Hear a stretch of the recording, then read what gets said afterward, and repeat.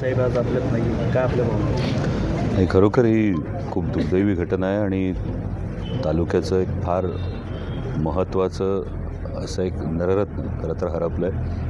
तालुक्याचं फार मोठं नुकसान झालं आहे. जुन्नर तालुक्याच्या संपूर्ण जडणघडणीमध्ये म्हणजे कायम आम्ही लहानपणापासून त्यांचा उल्लेख हा कायम जुन्नर तालुक्याचे भाग्यविधाते म्हणूनच करत होतो. माझ्या वडिलांचे त्यांचे मैत्रीचे संबंध होते, त्यामुळे अगदी लहानपणापासून घरी येणं जाणं होतं. इतकंच नाही तर नंतर कलाक्षेत्रात, समाजकारणात, राजकारणात येण्याच्या आधी कलाक्षेत्रात आल्यानंतरसुद्धा पहिल्यांदा जेव्हा शिवनेर भूषण पुरस्कार देताना पाठीवर कौतुकाची थाप, म्हणजे खरं तर ते केवळ आमदार नव्हते, ते घरातले एक सदस्य होते आणि हे केवळ माझ्या नाही, तालुक्यातल्या अनेकांच्या किंवा प्रत्येक कार्यकर्त्याच्या घरातले ते सदस्य होते. कार्यकर्त्याच्या पाठीशी ठामपणे उभं राहणं काय असतं आणि त्याचबरोबर खरं तर कोणतीही राजकीय पार्श्वभूमी नसताना समाजकारणात, राजकारणात स्वतःचा एक असा ठसा उमटवण्यासाठी अनेकांचं प्रेरणास्थान हे बेनके साहेब होते आणि त्यांच्या जाण्यानं ही खरोखर तालुक्याची फार मोठी हानी झाली.